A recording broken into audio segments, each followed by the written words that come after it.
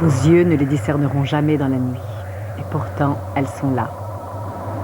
À 63 millions d'années-lumière de nous, dans la constellation australe du Corbeau, deux galaxies s'unissent depuis 100 millions d'années en une déchirante étreinte.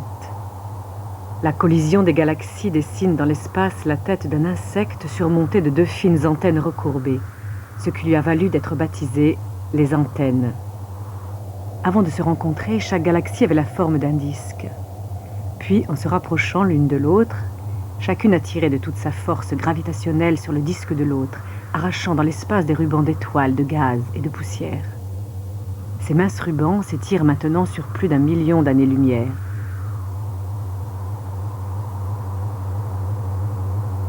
À présent, les disques spiraux des deux galaxies sont méconnaissables. Leurs cœurs sont encore visibles, mais leur apparence est tourmentée et obscurcie par de grandes quantités de poussière accumulées lors de la rencontre. La lumière diffuse et dorée indique la présence d'une famille d'étoiles plus vieilles, nées bien avant la collision. La véritable nouveauté de cette image, ce sont ces innombrables grappes bleutées qui s'enroulent à distance des cœurs. Il s'agit d'amas de jeunes étoiles chaudes, âgées d'à peine quelques dizaines de millions d'années. Nul n'aurait pu prévoir qu'une collision frontale donne naissance à tant de nouvelles étoiles au cœur même des galaxies. Sait-on comment se finira cette embrassade galactique? Les ordinateurs ont joué les devins.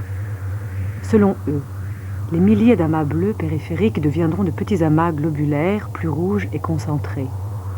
Au sein des deux noyaux, les étoiles s'affaibliront peu à peu. Finalement, elles viendront fusionner en une galaxie de forme elliptique. Ceux-ci ont en effet longtemps rangé les antennes au rayon des curiosités, avant de comprendre, grâce aux images lointaines obtenues par Hubble et les grands télescopes terrestres, que dans sa prime jeunesse, notre univers plus dense hébergeait des galaxies issues elles-mêmes d'innombrables accidents de galaxies.